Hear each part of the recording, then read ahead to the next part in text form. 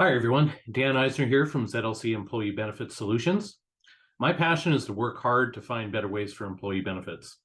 And I do this by partnering with finance and HR leaders in the market and by leveraging my relatively unique profile. I have over 20 years of experience as an employee benefits advisor, and I also have my skills as the only chartered professional accountant working in this industry in the local market. So welcome to another one of my podcasts. I'd like to speak to the strong emergence of spending accounts for employees, particularly over the past 2 to 3 years, speak to why this is happening and what it means for both employers and employees. As always, I'm going to give you my thoughts, but I'm also really interested to know what you think. In particular, do you currently provide some type of spending account to your employees? If so, what types of spending accounts are you providing, and what have the results been for you and your employees? If you're not providing some type of spending account, why not? Also, if you'd like to hear and want to learn more, be sure to hit the like button or follow me on my LinkedIn business page to be notified about other podcasts to come. Okay, so let's get started. So stepping back a bit, it's hard to believe that the concept of flexible benefits, things like full cafeteria plans, modular flex plans, and core plus plans, they've been around for over 30 years. But it might also be hard to believe that these types of flexible benefit plans have not materially increased in market prevalence over that same time period, and in particular over the past 10 to 15 years.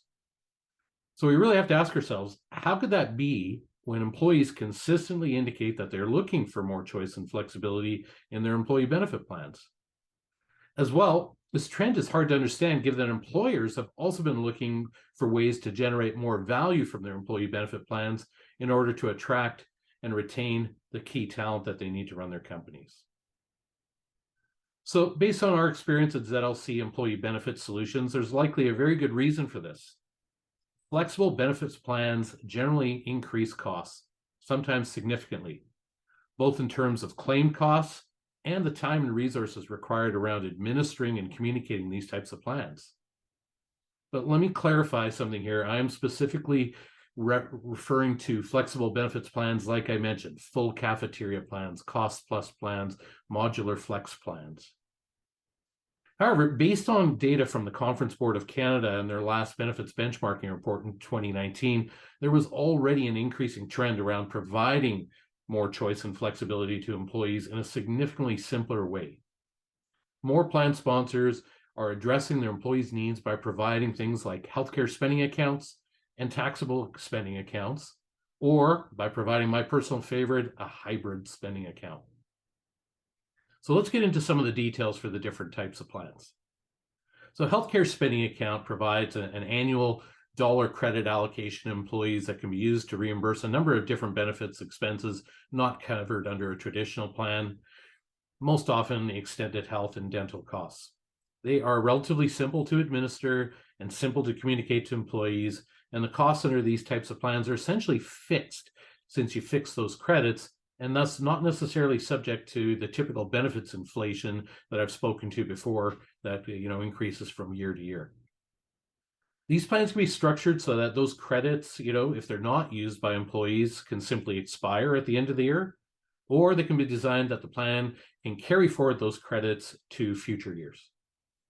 So the rules for healthcare spending accounts are somewhat rigid, as the Canada Revenue Agency has certain requirements and restrictions.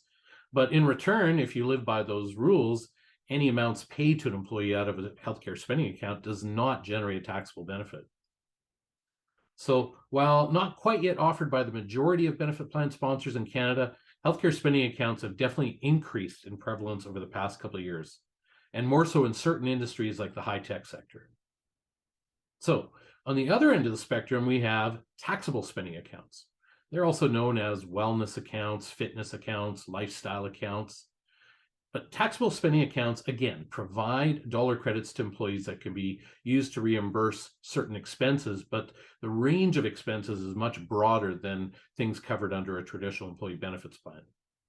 So typically, eligible expenses under these plans are defined by plan sponsors themselves and not CRA, and usually include health and wellness items, services, but they can also include other programs. I have clients, including green initiatives, transit passes, or other community initiatives. The range of possibilities is really unlimited, And these plans can be customized to meet the needs of the plan sponsor. So again, it's hard to accurately quantify the market prevalence of taxable spending accounts, but I would personally estimate that close to 40% of organizations offer some type of taxable spending account. And it could be as simple as a fitness reimbursement program or a transit pass program. Now, something interesting from 2020 and the COVID pandemic, that pandemic also provided a new perspective on taxable spending accounts and how they could be used. We saw a lot of plan sponsors, interested in providing some type of financial relief to employees to help them with things like the unexpected expenses of working from home as a result of the coronavirus global pandemic. As I've already mentioned, plan sponsors have the flexibility to set the amount of money available and the types of expenses available. So really, it was quite easy for them to go beyond the standard provisions and allow for some home expenses. So plan sponsors can look even further afield, and we're looking at things like, hey, could they help employees with tutoring for their children while they, were, having difficulty at schools and learning remote, additional costs on cell phone bills, lots of, stuff was happening. But employees can also contribute to this discussion and let their plan sponsor, their employer, know what they're looking for.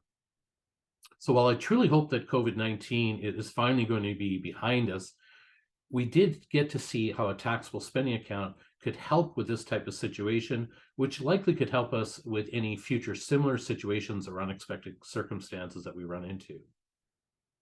So one really big change around taxable spending accounts is that, historically they were administered internally by plan sponsors, often off the corner of the desk or by somebody in HR or finance. Employees would submit receipts manually, and somebody inside the company would have to evaluate them and then arrange for a check to be issued by the accounting department. Overall, very manual and time-intensive process. So some insurance carriers will now administer a taxable spending account for a fee, usually a modest fee relative to the overall costs of doing this internally inside of the company. But more so now, we've got some specialty carriers in Canada that have really simplified the process with app-based solutions and even lower administration fees. So we've got tax-free healthcare spending accounts on one hand and taxable spending accounts on the other hand. For me personally, the real magic lies in between those two. So innovative plan sponsors are looking to provide a combination of a healthcare spending account and a taxable spending account, or what I often refer to as a hybrid spending account. Again, employees would be provided with an annual dollar credit allocation, but the biggest difference is that the employee would be able to decide how much of their money goes into each of those buckets. And by combining the non-taxable and taxable spending accounts, the total impact increases significantly as employees see a lot more choice and flexibility and value in the program. Employees also have the ability to ensure that those plans are really reimbursing what's personally most important to them at that point in time. And their personal allocations can change from year to year between the healthcare spending account and the taxable spending account as their needs change. So let's just talk about a couple illustrations here to clarify. So we may have one employee who wants to get more fit, wants to get into mountain biking, and looks to be reimbursed for a portion of the cost of their new mountain bike, assuming that's an eligible expense under the plan. Another employee, on the other hand, might have got into mountain biking a number of years ago and has an injury and therefore needs a lot more support around physiotherapy, massage, things like that. So they may want to put that money into the healthcare spending account. Then we could have another employee that really isn't trending one way or the other, and they're not quite sure. And that's okay. They can put a little bit in each bucket and see how things go during the year and how they use it and be better prepared for the following year.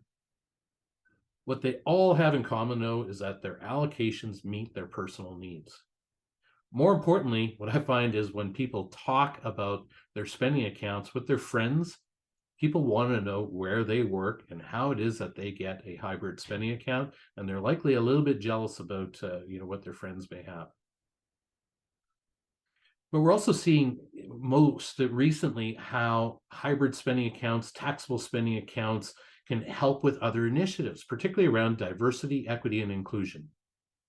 Okay, so the list of eligible expenses, as I've said, really can be almost unlimited under a taxable spending account and can be expanded more broadly So we could put things like gender reassignment surgery costs in there, or indigenous or traditional Chinese medicine expenses in there as an eligible item. Again, the opportunities around this important initiative are almost unlimited. So at the end of the day, traditional employee benefit plans still remain the most common in the Canadian market, typically accounting for like about 70% of plans. But more and more of those plan sponsors are now bolting on some type of spending account onto that traditional plan to ensure that employees have some level of choice and flexibility. As I said, healthcare spending accounts can provide reimbursement for things typically not covered under the extended health and dental plans. The taxable spending accounts can reimburse for a broad range of items that employees see value in. Regardless of which plan you use, or if you use both, these accounts help provide choice and flexibility that employees have said they're looking for, and they don't add the huge burden and costs of undue administration and communication requirements that we would see under some of those more complex flexible benefit solutions. Okay, so now that you've heard my thoughts and opinions, as always, let me know what you think. Was this advice helpful? How does this compare to what you're hearing from your current advisor or other advisors in the market? If your advisor isn't talking to you about adding some type of spending account, why not? Please let me know your thoughts. As well, I'm always interested to know if there are other current topics that you'd like to see me cover in future podcasts. Let me know what's bothering you, keeping you awake at night with respect to your employee benefits plan. So thanks again for joining me today. Be sure to subscribe to my YouTube channel for a notification on the next video podcast. As well, you can follow me on my LinkedIn business page, which is Dan Eisner, Employee Benefits Advisor, and that information will pop up on the screen in a second. Thanks so much.